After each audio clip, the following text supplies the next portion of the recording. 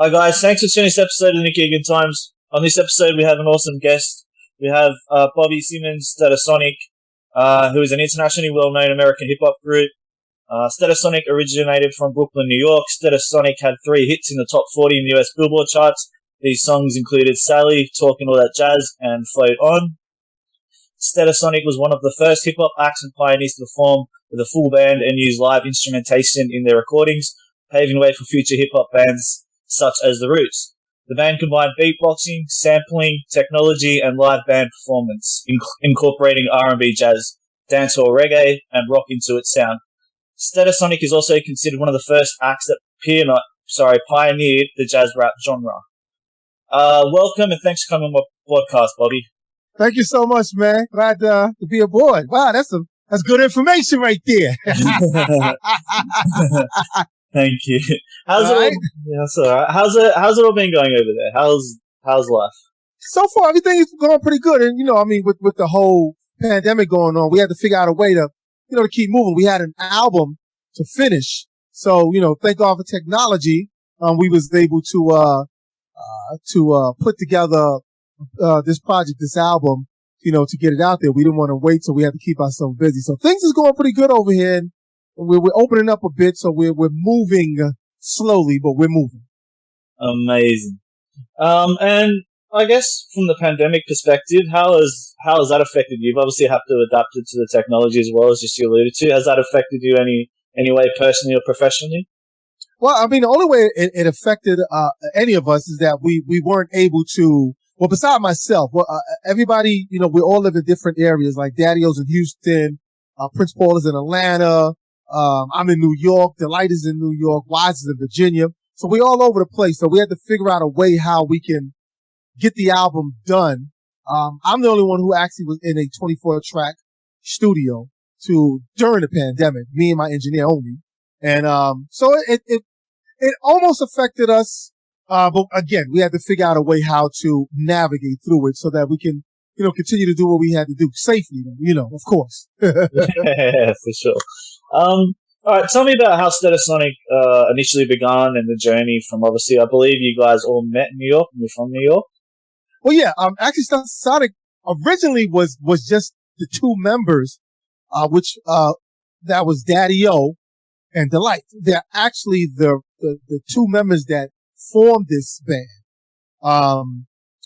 But we all grew up together in Brooklyn, in the East New York, Brownsville section here in New York and Brooklyn. And, but Delite and Daddy-O, there were other members in the group, that wound up not sticking with, the format.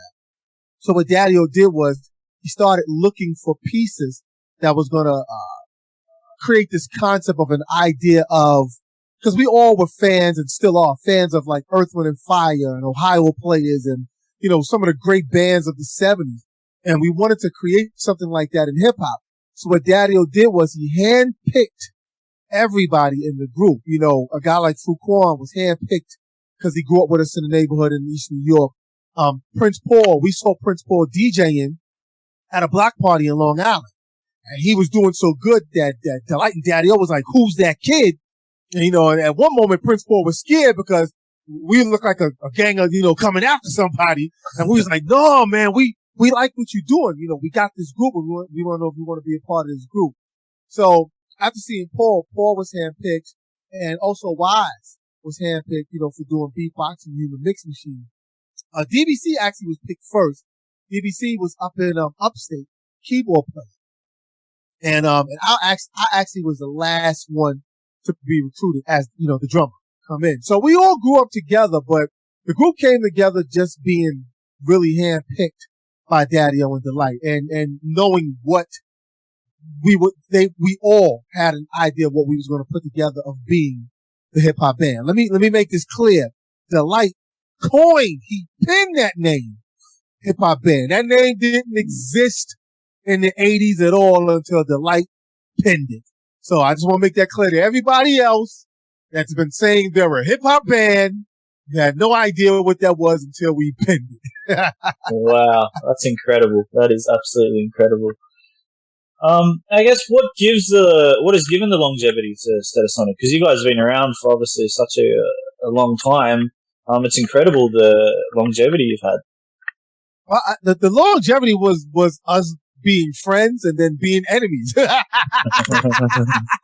was I mean, you have to realize a group goes through everything, and I will speak on behalf of Stetsasonic ourselves. We had some great times, but then we also took a break. In 91. We took a break in 91, and we all departed and went our own ways, and we were all working on separate projects. So and that was because of differences in the band. Everybody was, Prince Paul was producing De La Soul, and Daddy-O was producing, a Biggie Smalls and his group Junior Mafia. And I was doing movie scoring like Rocky V and Tales from the Hood. So we were all doing separate projects. I guess you could call it at that time we was all feeling each other because we were our own producers in our own right. So I guess the longevity is what kept us together, is the friendship and the love of what we created as a hip hop band. The one thing I can say Prince Paul had always said, the best time he ever had with Stetsasonic is when we on stage performing live. So we know that we all feel the same way. Some strange reason. Well, I don't want to say strange reason, but when we get on that stage and we hit and we do like that hour or 2 hour show, we know nothing else, and we just have a great time. So I think that's what keeps us together. It's the fact that we truly, really enjoy like doing what we do as a group. Now, personally, we will clash, but the one thing we do love is the music that we do. That's fabulous. I guess, what is the motivation behind the music? So the process, all the songs that you've done in the past, the albums, what was the motivation behind them? What was the inspiration that made these songs, and what was the process, I guess, as well? Well, I know let's go album from album. So we talk about the first album, On Fire.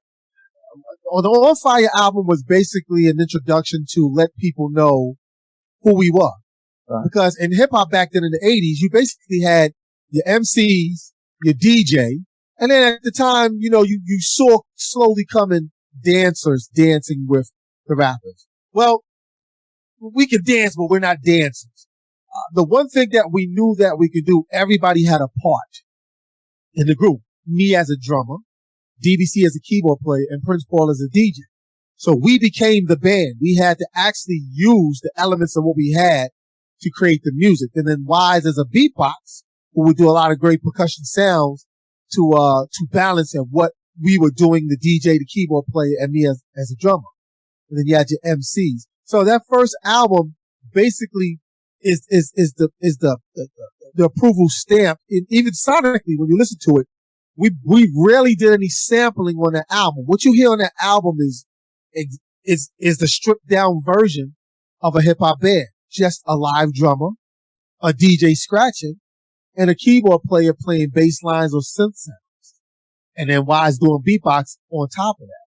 So the inspiration was that we had to figure out what kind of act or band we wanted to be. We couldn't copy everybody else, because if we copied Run DMC, everybody would have said, "Oh, y'all copying Run DMC," or we would have copied the Fat Boys. So we didn't want to be a group that was copying anybody else. We had to create our own vision. Look at the light right there in the building. And Wise. What's up, brothers? Hi, guys.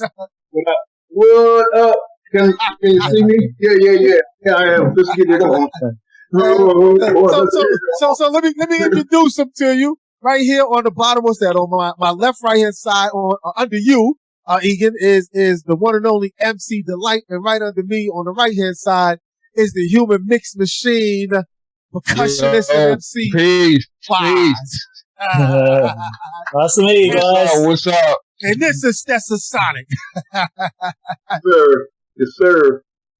So, Bobby was just telling me about the journey and talking to the first album. I guess, do you guys have any insights into it as well that you'd like to share? Well, let me interrupt the guys. He was basically asking what inspired Stetsasonic's musical ability, and I was explaining to him that the first album, On Fire, was our way of getting a stamp of approval, of letting people know who we were and who we were becoming as a band. And that On Fire album literally sonically explains who we were, because that's a stripped down album completely. Like we rarely did sampling in that album. Very raw, yeah. That album was very raw. And plus, to give to add on to what Bobby had said, it was also to sort of like chronicleize the vision for hip hop in general.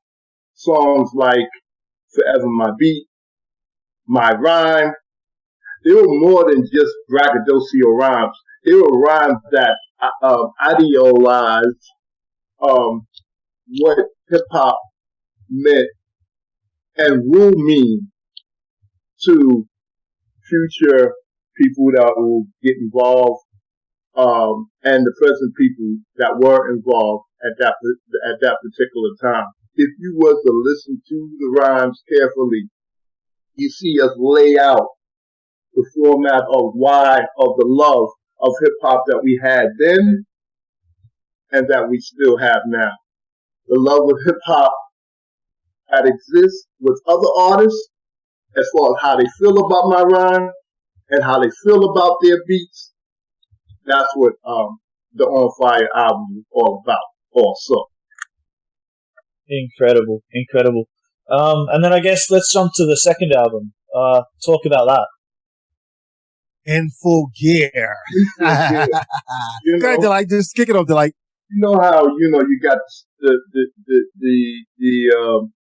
stick in the car, and you rev up the car. You know what I'm saying? When you put it in certain gears and stuff like that. Well, that's what was done with that. In regard to, again, the topics, the subject matters, is to put certain things into perspective on not only how we feel, but how b-boys were, and hip-hoppers were feeling in general. You know what I'm saying? It was a, education type of album, or edutainment, as my man from BDP, KRS-One would say, so, that's what it was all about. Talking all that jazz, Sally Walk, we can go on and on, with the title and cuts on that album.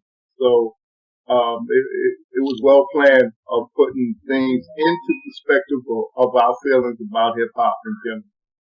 And that was a growing point for all of us too. Musically. Musically, particularly coming off that first album.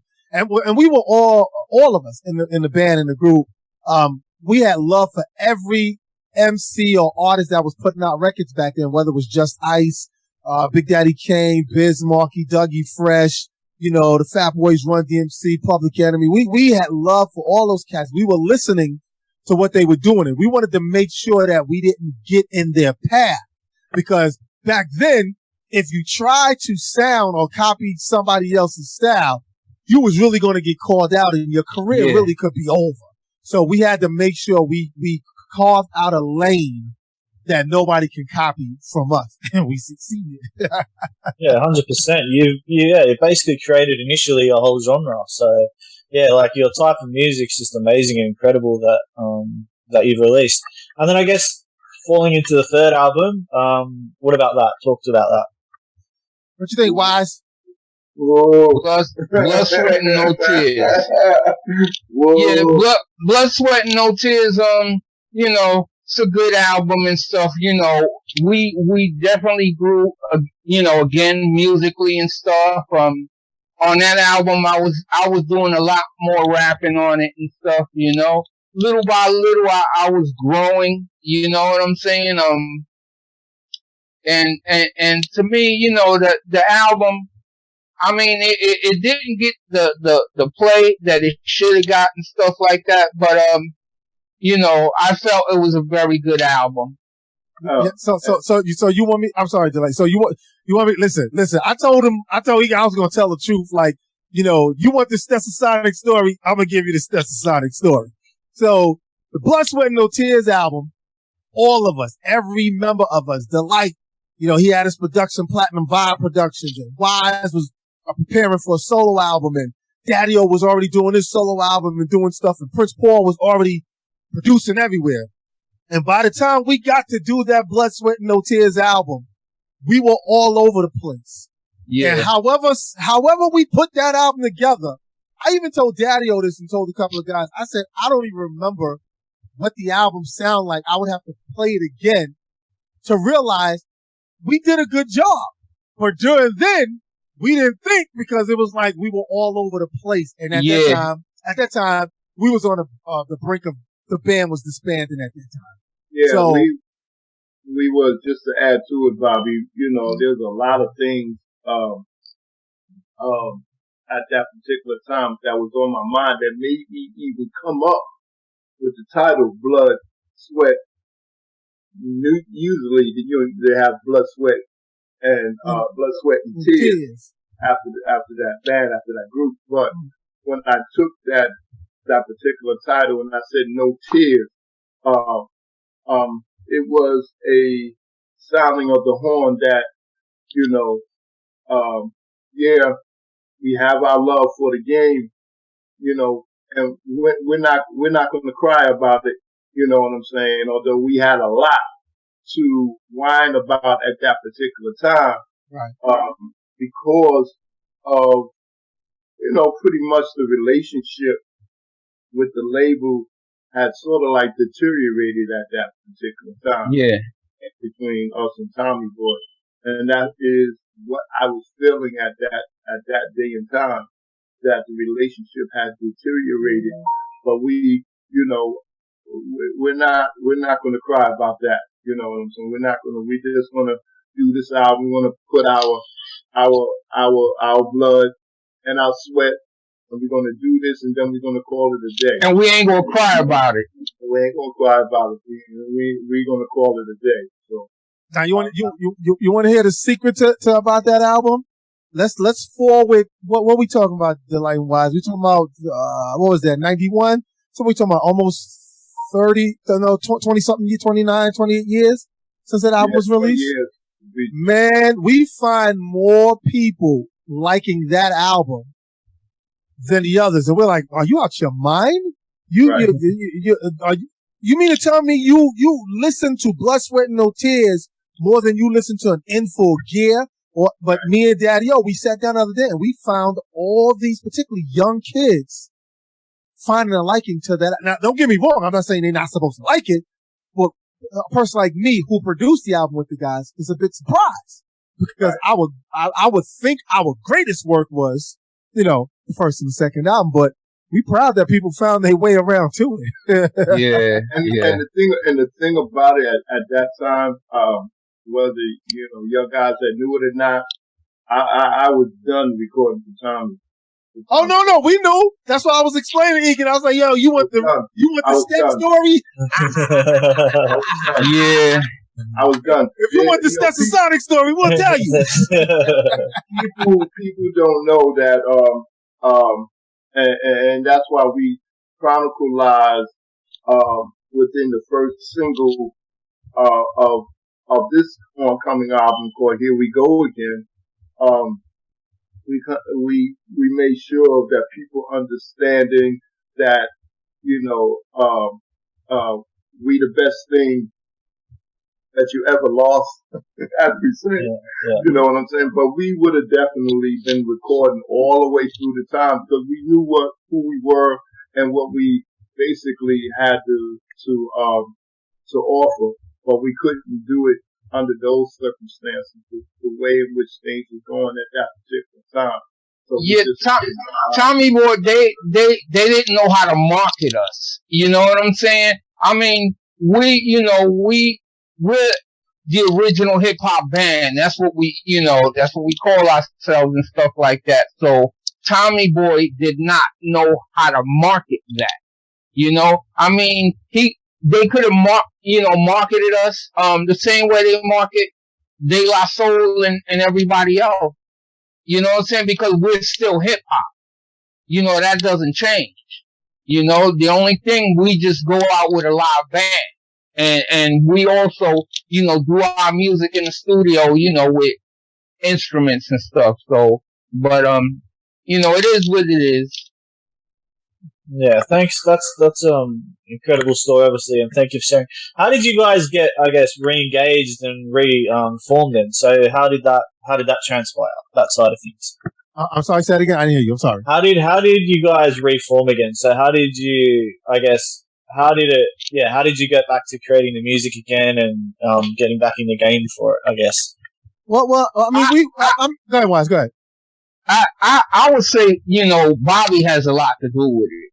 You know what I'm saying? Because, he started he started hooking up the shows for us and stuff like that. And, little by little, we started talking about doing the album and stuff. Bobby, you could take it from here, man.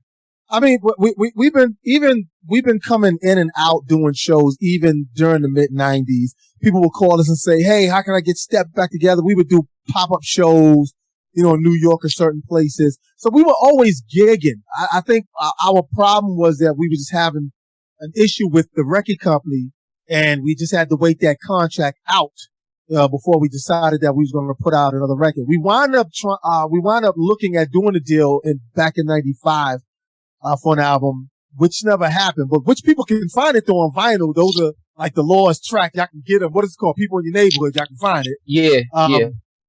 Those were the tracks that we recorded during the '90s. But we didn't have to really reinform ourselves. We were always getting together to do stuff, particularly when it came to shows. I think we kind of got serious when we said, okay, we tried it the first time. Let's take a jump at this again and we can do a new music in a new album. We were never worried about the new artist that was releasing music. We're never scared of them. We ain't scared of none of them artists that's out there. We know who we are and what we're capable of, and we're not followers. So we don't have to use auto-tunes and try to do features on our records so we get clout. We Stetsasonic. Y'all should know who we are. If you don't know who we are, you're gonna learn, so we never had a problem with that. So doing new music was never a problem. And most of all of us, we were producing songs anyway with other artists. So we were always working. Amazing. What, I guess individually and collectively, what's the best advice, that you've learnt in your careers? Go ahead, Delite. The best advice, one thing is, to continue to, learn the business and the business of music. That's a lesson we learned a long time ago. But continue because the music has gone through a big change, because at the advent when we began, music at that time, or hip hop, was being perceived early on as that it may be a fad and that it would not continue, which was the reasons why we did albums such as On Fire and In Full Gear. And at that particular time, we were visionaries of what we knew this music was going to evolve into. And so, nowadays, we're just looking at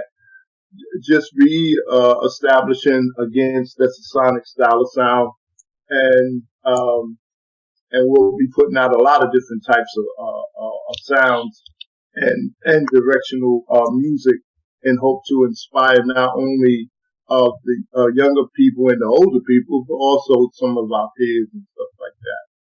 Yeah, and the advice that I can give to people is the one thing I've always learned years ago. What someone said to me, I said it to them, and I'm keep saying it, is that make sure this is what you want to do.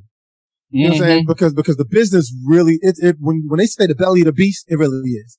And you gotta have the stomach for it. You gotta have, thick skin for it. And truly be true to what you do. The one thing that I can only speak on about only for Stetsasonic is we was true to what we wanted to do. We never said, well, let's just settle in order for us to pop off. Let's do this. We was like, no, let's go back to what started this, what made us happy. And if it sounds good to us, it's got to sound good to somebody else. And that's what we're more concerned about. I mean, ain't that why Bruno Mars is hot right now? You know what I'm saying? Because it's like, he does, he definitely take a page out of the book of, of the throwback. But if it sounds good to him and his people, it's going to sound good to everybody else. So my advice for everybody to stick to it and understand why you're in this business and your reasons why. So amazing. I guess what does the future look like for Stetsasonic now? So what's in the works? I can tell you what the future look like for Stetsasonic. We got a new joint out right now. New single is called Now Y'all Giving Up Love. And we are very, very excited about this new single. It's definitely Stetsasonic. It's definitely Stet style and Stet sound. Which just, for you to know, that's how the name Stetsasonic came about. Style and sound. So, it's a great song. It was a song that we used to perform as a freestyle when we went over to the Netherlands, when we was in Helmond. And we loved the track, performing to the track so much that we said when we get back home. And the reaction to the track. And, right, exactly. Exactly. Yeah. And the reaction to the track because no one's never heard it. When we first performed that track, we performed it in Helmond. We was in the Netherlands. And, we was doing the festival. And the people was like, yo, that's a hot track, but the guys were freestyling to it. So when we got back home, guys, I got on the phone. I said, guys, write something to it. And cats got together and they put something together to it. And it's a great song. And we want everybody to please show love and support. It's on all your digital platforms, Spotify, Tidal, Apple.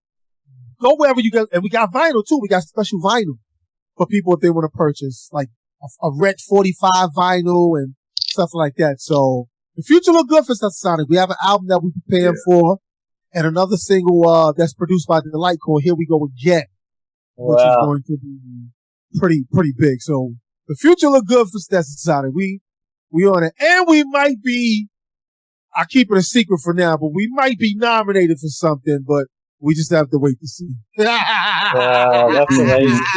Hey, and the thing is that we are going to do some things that will be historical and revolutionary as far as because there's never been a bunch of guys. They probably call us old heads now. You know what I'm saying? That's paving the way for the younger generation or our peers that's coming behind us. You know what I'm saying? Whereas you have this new onslaught of new music and new ideas to bring a refreshener to the total game. Because a lot of us, I love the young guys and stuff like that, but a lot of it is just the same talk. I had a young guy with me the other day, and he asked me, to put on his Bluetooth. He wanted to turn on his Bluetooth so that he could play some music, and every track he was playing was, as he would call it, because they were gang related, and that is not what the music was meant to be. You know what I'm saying? And that's my beef with the media in general. Y'all can do better than that. There's more money than just in that. You know what I'm saying? And why would you try to pigeonhole us in that kind of way? You know what I'm saying? The music was meant to be entertaining. The music was meant to pass good messages to all races, creeds, and whatever the case may be. That's what the music was all about. You know what I'm saying? So it's about a renaissance, so to speak, of the styles of the what was the ideal and approach to hip hop back then and what it should be right now. We're just here that we're not here to remove nobody, but we're just here to add to. There's more homes on the block that should exist even in today's hip hop. A lot of today's hip hop sounds like a really long 12-inch, you know what I'm saying, or 24-inch, whatever you want to call it. It's just an extension of itself, and it just keeps going and keeps going and keeps going. What it sound like? It sound like a disco record. You know what I'm saying? Like an extension, you know. Yeah. And, they have a lot of titles that they call it mumble rap and stuff like that. Yeah. And the thing about it is that I had cats bring me wanted me to listen to their music and stuff like that, and and the rhyme is basically the same as the next guy and the next guy. They just switching the lyrics up a little bit and stuff. So what you know what I'm saying? When they bring it to you, Wise, what you tell them? Hey, this is a long disco record. That's what you tell them? Yeah, it's you know what I'm saying? That it needs change because everybody seems to be rapping about the same thing. They just switching the words around. Could you cut this record short?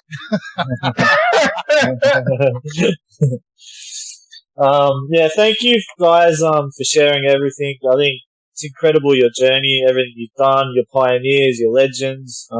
Thank you for coming on my podcast. And I do appreciate it. Well, thank you so much. And once again, we want to let your audience and everybody know, please show us some love. The song is called Now Y'all Giving Up Love from Stetsasonic. All your digital platforms, please support. And we hope to, join you again, man, and extending some more stories because we got Stet stories for you. Yeah, I can't wait. Quickly, what's one of the funniest stories you can share from your history that you can remember quickly, briefly? What's one of what's one that stands out? Oh man, y'all, what? There's a. Well, I don't know. Go ahead, Wise.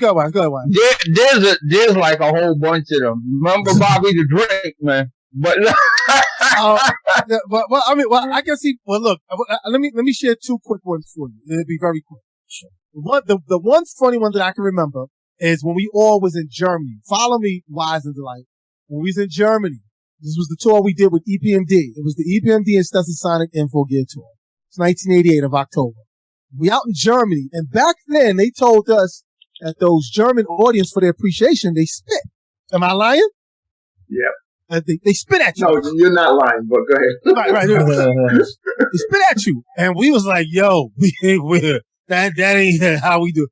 But all we remember was when EPMD was on, and they spit at EPMD, and a big fight brawl. Just everybody was just in the audience just fight. But the guy, the promoter, was trying to tell us this is how they show the appreciation. But we've never been to Germany where we perform. They say ho or they shout. No one spits on us. You know what I'm saying? And that's one moment I know that we experienced that we was like, we ain't with this. So when we come out here, they're going to do something different.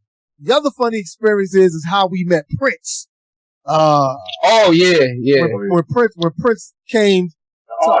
Right. He was called Prince again later on. And he came, we was performing in Minneapolis. And we performed at the First Avenue Club. And the promoter told us that Prince was coming to see us. And we was like, get the guy, he ain't no Prince coming to see us. What are you coming to see Public Enemy and Step for? We did 2 shows that night. He came to the second show. Yeah. Wow. He came to the second show, stood in the corner with his long, blown out hair with these black leather gloves on and long black trench coat. And he was just standing there looking at us. And the guy introduced us to him. And all he did was shook our hand and said, nice to meet you. And that's it. But it was a cool moment. Yeah, it was. But for Daddy O, well, that's another story. But anyway, so yeah. But anyway, those are like some cool moments that when we read some stories. But we got lots of them. You got to sit and do a chat with us on those. We got Yeah. I'll get you guys back on. We'll definitely do it. We'll go through all the stories because I can't wait. Definitely, man. Thank you for having us, man. Thank you. Have a great day, guys. All right, now. Okay, thanks a lot, man.